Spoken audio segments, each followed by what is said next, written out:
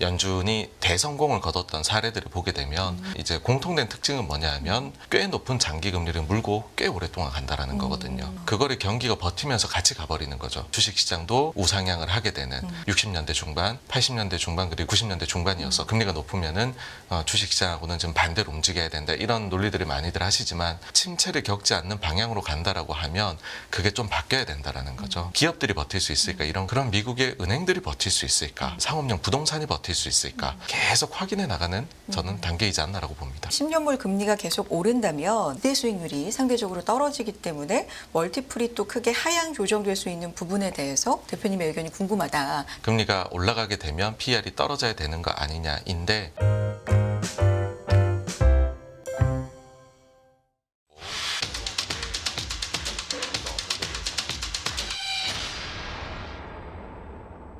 네, 86번가 정광훈 대표님 어서 오십시오. 네, 안녕하십니까. 오, 뉴스가 많은 날이 있고 좀 적은 날이 있잖아요. 오늘은 많은 날에 속하는 좀 편인 네네. 날인 것 같아요. 바로바로 또 여쭤보겠습니다. 먼저 준비한 내용들이 이제 있지만 그거에 앞서서 저희 많은 시청자분들께서도 이 채권 금리에 대해서 많이들 좀 궁금해하셔서 이 부분도 좀 여쭤보겠습니다. 미국 10년물이 4.2를 넘어섰는데 네. 이 4%가 가는 상징적인 의미가 있는데 이게 또 게다가 4.2를 넘어섰단 말이죠. 이게 어떤 의미를 갖고 시장의 영향은 어떨지 이 부분 좀 짚어주시겠어요? 네, 그 금리에 미치는 영향 네. 우리가 생각을 해보면 일단은 정부의 정책이 어떻게 나오느냐, 그러니까 중앙은행의 정책이겠죠. 그 다음에 이와 관련해가지고서 지금은 뭐 인플레이션이 최대 화두였었으니까 중앙은행 입장에서 그 부분 그리고 또 하나가 경기에 대한 부분이 붙게 됩니다. 그러니까 향후에 뭐 경기가 굉장히 안 좋을 것으로 여겨지게 되면, 그러니까 기준금리 정책을 어떻게 가져가든지 간에 가령 뭐 경기가 되게 나쁠 것 같다라고 해버리면은 장기금리는 내려간다라든지 뭐 그런 식의 이제 반응을 하게 되는데 최근에 나오는 것을 보면은 오히려 그 이제 침체에 대해 가지고서 우려를 되게 많이 했던 게 좀 줄어들면서 그렇게 되면은 일정 부분은 장기채에 대해 가지고서 침체 배팅을 했던 것도 분명히 있지 않을까라고 네. 생각을 해요. 근데 그런 부분들에 좀 뭐 일단 되돌림도 있지 않을까라고 생각을 하고요. 근데 사실 이게 뭐 이런 이제 좀 기본적인 부분들보다도 과연 그러면은 지금 현재의 금리에 대해 가지고서 우리가 어떻게 생각을 해야 되느냐 그게 중요할 텐데 우리가 금리에 대해 가지고서 볼 때는 사실 어느 정도 레벨의 금리가 적정한 레벨이다라는 거는 이거 역시도 우리가 어느 정도는 계산은 해볼 수 있지만은 완전히 우리가 알 수는 없고 그 시기에 그거를 잘 적응해 가지고서 이 금리임에도 불구하고 잘 된다든지 아니면은 그 정도 금리밖에 안 됐는데도 무너진다라든지 이거는 현실에서 사실은 우리가 치고받고 해보면서 아는 것밖에 안 되거든요. 근데 이제 그러면 우리가 이럴 때는 보통 과거 사례들을 네. 가지고 생각을 하게 되고 그러면은 과거의 사례들을 보게 되면 금리가 이렇게 쭉 한번 높아졌다가 그 다음에 그러니까는 이제 그 중앙은행에서 긴축 사이클에 가는 거죠. 미국 기준으로 쭉 갔다가 그 다음에 보통의 경우에는 긴축 사이클을 하고 나면은 경기 침체 왔었어요. 네. 근데 안 왔었던 사례들, 즉 연준이 대성공을 거뒀던 사례들을 보게 되면 그게 3번이 있었는데 그 사례들의 이제 공통된 특징은 뭐냐 하면 꽤 높은 장기 금리를 물고 꽤 오랫동안 간다라는 거거든요. 그러니까 그게 왜 그럴까 보면 정말로 그 뒤에 실패를 하게 되면 그럼 경기가 무너져 있는 상태일 거잖아요. 침체가 왔으니까. 그러면 장기금리도 같이 확 떨어져 버리는. 그러면 부양책도 엄청나게 나오고 정책 자체가 많이 변화가 돼 있겠죠. 그러니까 우린 그걸 보면서 금리를 올린 동안에는 괜찮고 내릴 때 오히려 무너진다라는 얘기를 그래서들 하는데 근데 이번이 좀 그 확률적으로는 더 낮은 거죠. 성공한다라는 걸로 보게 되면. 근데 만약에 성공 사례로 가고 있다. 그러니까 작년에만 해도 저희가 계속 얘기할 때 굉장히 좁은 길이라 그랬잖아요. 그렇죠. 그러니까 실패 확률이 너무 높다라고 봤는데 그 확률이 점점점 낮아지면서 그러니까는 이제 침체를 겪지 않을 수도 있지 않을까 이렇게로 와 있잖아요. 그렇게 되어버리게 되면은 과거 사례를 가져올 때 이제 뭐가 들어오게 되냐 하면은 장기 금리가 꽤 높은 이제 수준에서 꽤 장기간 물고 가는데 그거를 경기가 버티면서 같이 가버리는 거죠. 네. 그렇게 되면서 주식시장도 이제 좀 흔들림은 있지만은 우상향을 하게 되는 그런 그림이 나왔던 게 이제 60년대 중반, 80년대 중반 그리고 90년대 중반이었었거든요. 그래서 지금처럼 가는 거는 우리가 이제 보통의 경우라면은 경기 침체가 이런 경우에는 왔을 가능성이 높았었어요. 이런 정책 조합이 나왔을 때는. 근데 이번에는 그러지 않고 지금 넘어갈 가능성이 보이는 거거든요. 그런 상황에서는 이 같은 특징들이 나타나게 된다라는 거고, 보통의 경우 지금 뭐 금리가 높으면은 주식시장하고는 좀 반대로 움직여야 된다, 이런 논리들을 많이들 하시지만 그거 자체가 사실은 확률적으로는 과거에는 맞는 말이에요. 근데 이번의 경우처럼 그 긴축 사이클을 우리가 경험했음에도 불구하고 침체를 겪지 않는 방향으로 간다라고 하면 그게 좀 바뀌어야 된다라는 거죠. 예, 그래서 그 같은 특징이 나타나고 있는데, 사실 근데 이거를 곧바로 시장이 받아들이기에는 당연히 거부감이 네. 있는 거다라고 생각을 하고요. 그러다 보니 이래도 괜찮을까를 계속 하나씩 확인해 나가면서, 그러니까 뭐 이렇게 올라가면 가령 구체적으로 나오는 거는 그럼 미국의 은행들이 버틸 수 있을까, 이런 얘기가 바로 나오고, 그 다음에 미국에서 뭐 아니면은 상업용 부동산이 버틸 수 있을까, 이런 얘기들이 나오면서 아 그래도 버텨나가나, 아니면 이보다 더 먼저 나왔던 질문은 기업들이 버틸 수 있을까, 이런 거였거든요. 그러니까 그런 것들을 하나씩 지금 계속 확인해 나가는 저는 단계이지 않나라고 봅니다. 관련돼서 저희 시청자분 중에 한 분께서 장영근님인데, 기업 어닝이 소폭 개선돼도 이 10년물 금리가 계속 오른다면 주식시장이 이 기대 수익률이 상대적으로 떨어지기 때문에 멀티플이 또 크게 하향 조정될 수 있는 부분에 대해서 대표님의 의견이 궁금하다 남겨주셨는데, 네, 좀 네. 이런 논리에 대해서 어떻게 보십니까? 네, 그러니까 지금 말씀해 주시는 게 이제 그 수익 비율, 그러니까 PER에 대해 그렇죠. 가지고서 말씀을 해주셨는데, PER이라는 것 자체가 결국에는 우리가 이제 보통의 경우에 금리의 역산을 해가지고서 뭐 그 계산들이 많이 하시다 보니까, 그래서 금리가 낮아지게 되면은 PER이 많이 올라갈 수 있는 거고, 금리가 올라가게 되면 PER이 떨어져야 되는 거 아니냐인데, 그러니까는 요 부분에 대해 가지고서는 꽤나 시장이 좀 장기적인 금리의 레벨을 기준으로 가지고 와서 PER을 우리가 좀 대입을 해보더라라는 얘기를 드리고 싶어요. 그러니까 요거는 반대로 얘기를 드리면 제로 금리를 했었잖아요. 네. 우리가 코로나 한창 때는 제로 금리를 했고, 그때 10년물 금리가 거의 뭐 0.3% 이렇게까지 떨어졌었잖아요. 그러면은 그거를 만약에 역산을 해보면 PER이 사실상 거의 뭐 엄청나게 높은 숫자까지 올라가야 될 거잖아요. 근데 그 순간에 그렇게까지 PER이 많이는 올라가질 않았었어요. 그러니까 물론 더 올라가긴 했죠.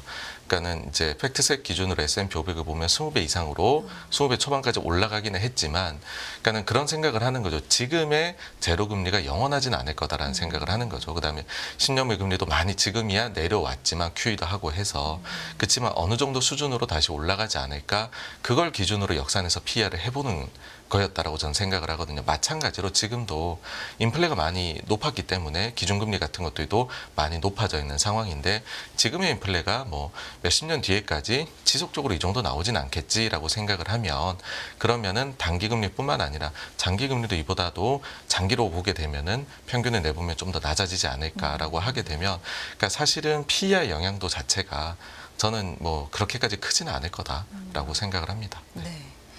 이 4%가 갖는 의미, 그리고 계속해서 지금 좀 올라가고 있는 10년물의 국채금리 올라가고 있는 요게 여러 가지 뭐 영향, 특히 경기에 대한 말씀 많이 해주셨는데 그 영향도 크겠지만, 일단 좀 트리거가 됐던 출발점을 보면 YCC, 일본 쪽의 YCC 영향도 좀 있지 않았나 싶은데, 그런 쪽의 영향은 어떻습니까, 대표님?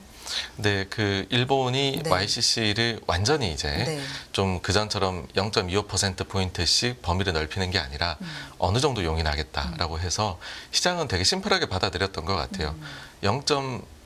그대로 두는 것도 아니고 0.25를 건드리는 것도 아니니 그 중간 정도의 0.125 정도이지 않을까. 그러니까는 0.6 초반 정도, 0.6대에서 이제 왔다 갔다 하는 거다라고 생각을 하거든요. 그러니까 이제 그 시장에서는 일본도 결국에는 못 버티고서 긴축적으로 더 나가야 되고, 그렇게 되다 보면은 그게 글로벌의 금리에 영향을 미치지 않겠느냐인데, 근데 이제 보셔야 되는 게, 일본이 왜 그러면은 그 뭐 미국처럼 과감한 발걸음을 가지를 못하고 아직도 YCC라는 단어를 쓰는 것 자체는 완화적인 표현이 들어가 있는 거거든요.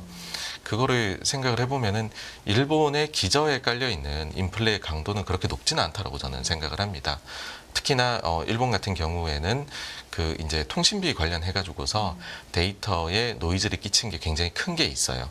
그러니까는 뭐냐 하면은 일본이 처음에 다른 나라들이 전부 다 인플레를 겪는다 얘기를 할 때 일본만 인플레가 안 왔거든요. 그때 왜 그랬냐 하면은 통신비가 과도할 정도로 인하가 그때 당시에 나타났었습니다. 그것 덕분에 인플레가 없는 것처럼 보였었고 그 기저 효과가 이제 그 베이스 효과가 사라지고 나니까는 그 다음에는 인플레가 지금은 이제 뭐 3% 내외로 나타나는 것처럼 나오는데 그 이제 그 효과가 다시 또 이제 없어질 거거든요. 그러니까 너무 낮았던 베이스, 그러니까는 그 다음에는 또 조금 높게 통신비 쪽에서 인플레가 나오는 것처럼 보이는데 그게 지나고 나면은 완전히 민낯이 드러날 거다.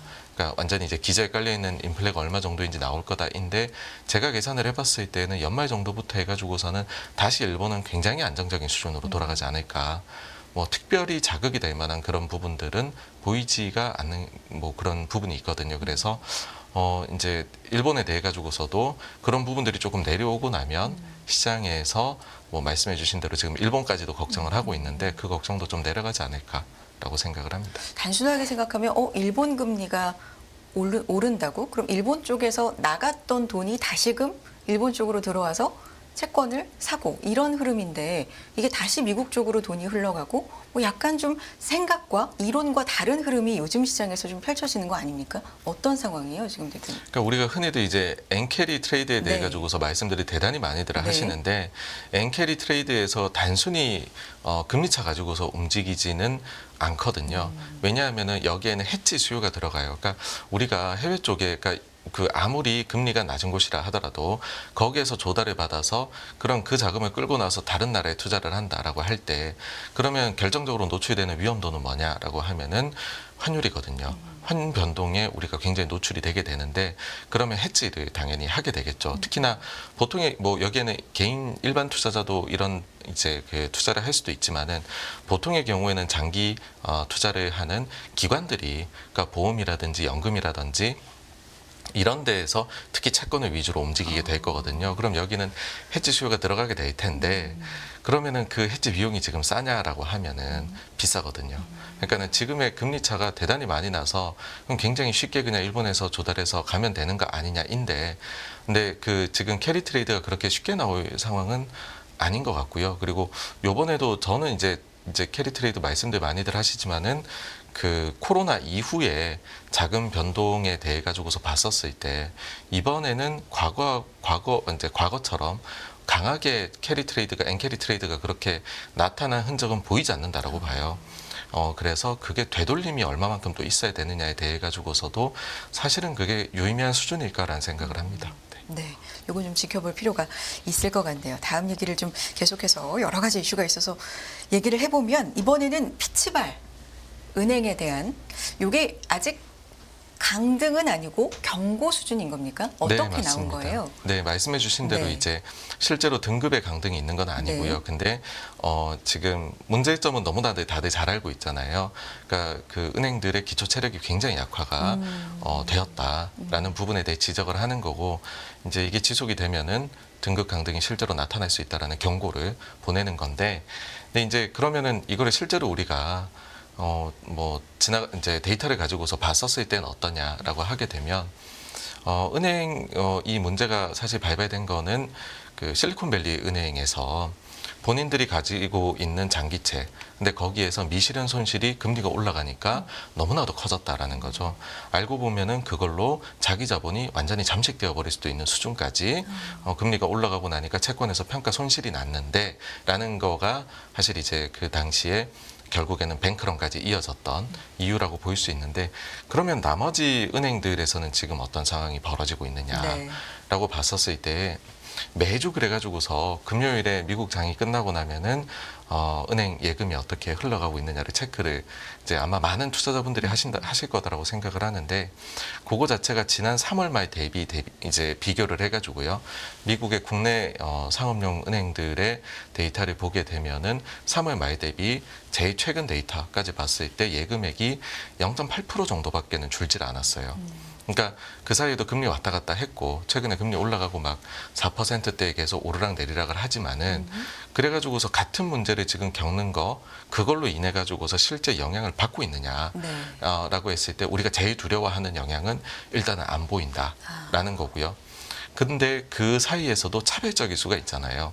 약한 고리에 있는 것들은 굉장히 이제 문제가 발생할 수 있는 건데, 그렇다라고 하면 그 증거는 어디서 나타나냐 하면 여러 가지 급전을 써 나가는 흔적들이 나올 거거든요. 네. 예. 대표적으로 이제 말씀해 주신 네. 대로 연준에 가게 되면은 네. 우리가 이제 그 돈을 가져다 쓸 수 있는 그런 창구가 마련이 돼 있잖아요. 그 금액들의 추이를 보면 실질적으로 그런 스트레스 상황에 놓여 있는 은행은 몇 군데가 있는 걸로 보여요. 그 금액이 초기에 문제 터지고 확 늘어났다가 네. 그 다음에는 이제 많이 금액이 줄어들었지만은 그 이후에는 일정 수준 계속 유지가 되고 있거든요. 그리고 증가하는 주간도 꽤 많고요. 그렇다라는 말은, 근데 이제 금액이 크지는 않습니다. 그렇다라는 거는 그 돈이 계속해서 필요한 몇몇 은행은 있고, 근데 나머지 쪽에서는 그게 필요가 없는. 그러니까 만약에 문제가 된다라고 하면은 여기에서부터 돈을 이제 빌려 가려고 하는 수요들이 막 우리가 관찰이 되겠죠. 네. 근데 왜 그러냐 하면, 그래서 실제 미국의 은행 시스템이 견고해져서 그런 거냐라고 하면 그 사이에 있었던 일 보게 되면 구조조정이 좀 일어난 덕분에 버티고 있다라는 거죠. 그러니까 문제가 됐었던 뭐 실리콘밸리 은행, 그 다음에 뭐 시그니처라든지 퍼스트 리퍼블릭 이런 데들이 다 뭐 자산이 매각되거나 새로운 주인이 찾아갔잖아요.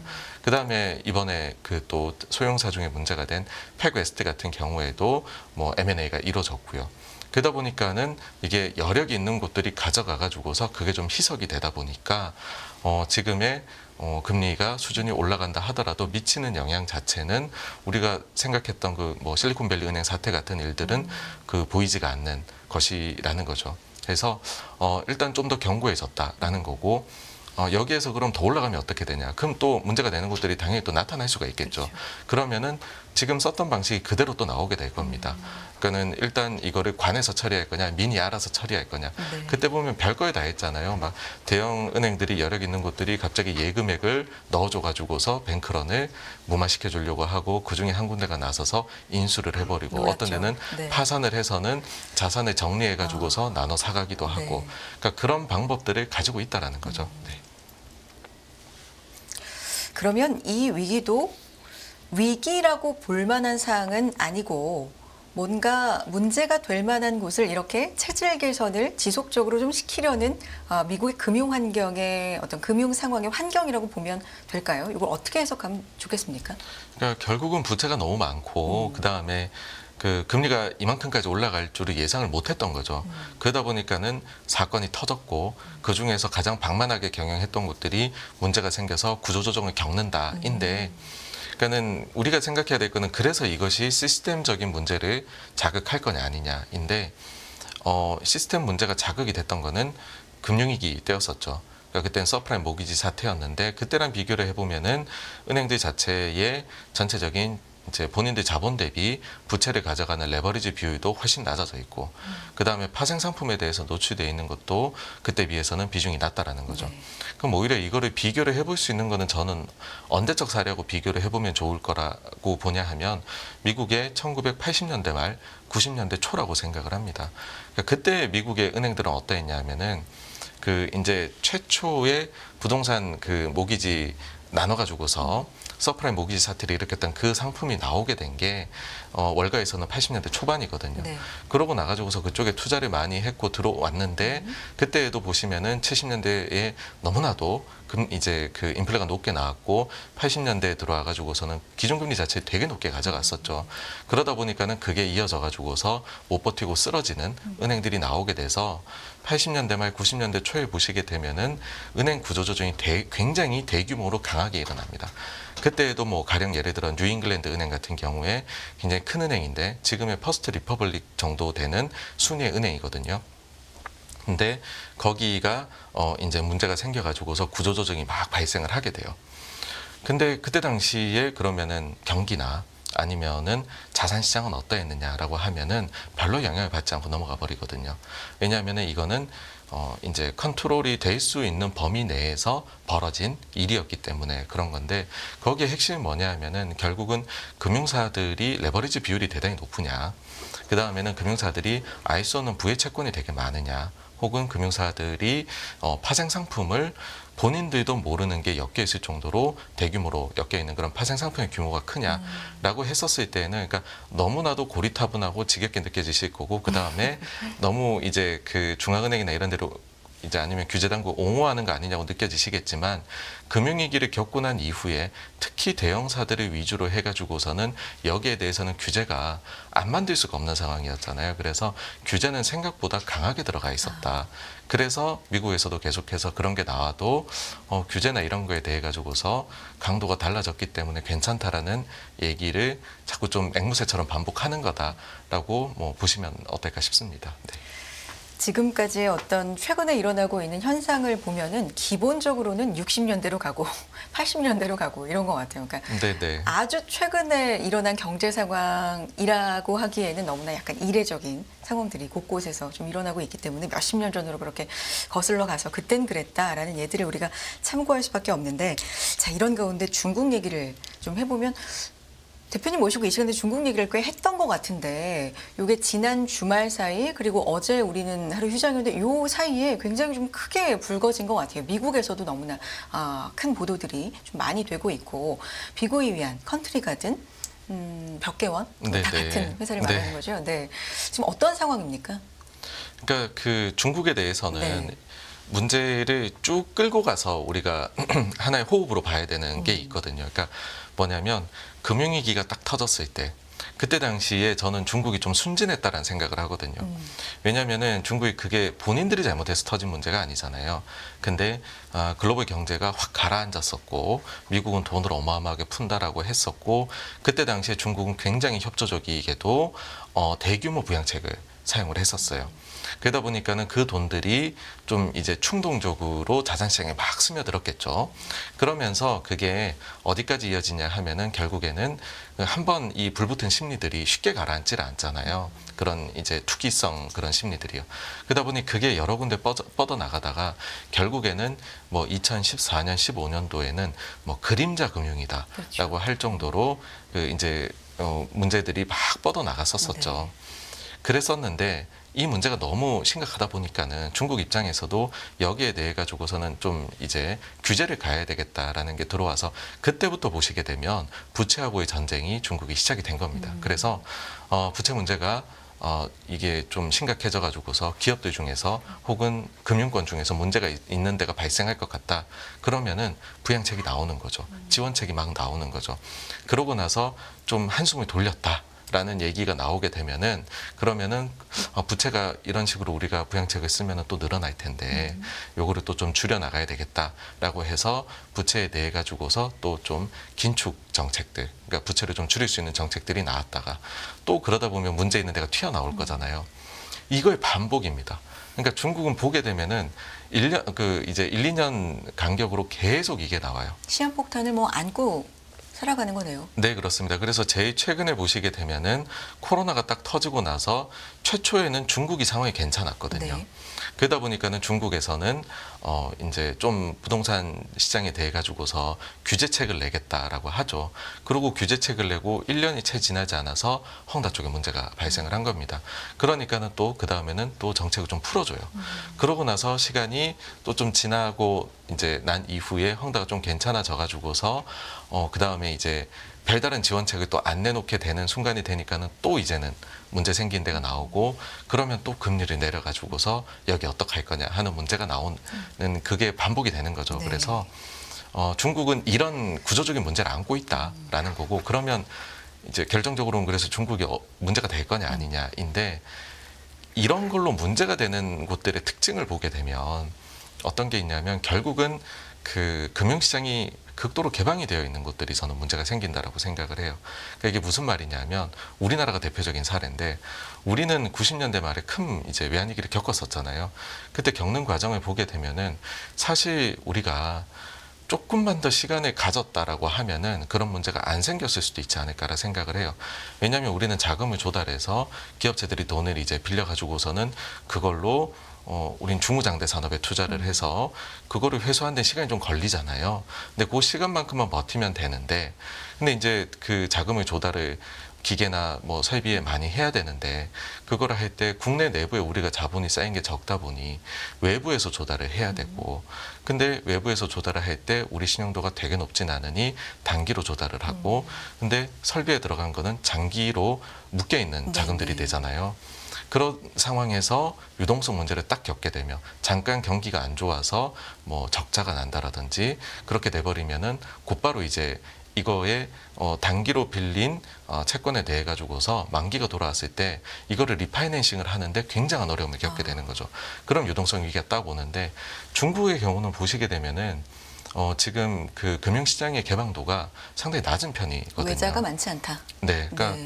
이런 부분에 이렇게 되면은 그러면은 이제 그 돈을 빌린 사람하고 빌려준 사람에 대해 가지고서 정부가 나서 가지고서 지금 당장 그렇게 해봤자 저기 망하면 돈 하나도 못 돌려받을 텐데 그렇게 하지 말고 좀 조정을 해라라는 식으로 간다라는 거죠. 그러니까 중국이 앞서 말씀드린 대로 부채 문제가 일어난 이후에 기업들 중에 약한 고리에 있는 기업들이 부채 문제를 일으켰을 때 항상 조정이 어떻게 되냐 하면 만기가 왔을 때 조정을 하라고 들어가요.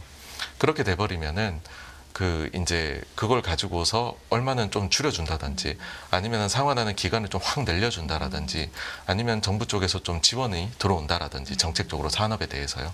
이런 것들을 통해 가지고서 좀 그 구조적인 문제로는 그러니까 시스템 문제로는 가지 않도록 만들어내는 이번에도 지금 보시게 되면은 컨트리 가든 같은 경우에 일단 그 외채에 대해 가지고서 이자 지급을 못했단 말이죠. 네네. 근데 외채에 대해서 이자 지급 못하면 한 달 정도 실제 디폴트 나는 거에 대해서는 유예. 이제 유예 기간이 네. 사실상은 주어지는데 네. 그 사이에 어떻게든 해보겠다라는 거죠.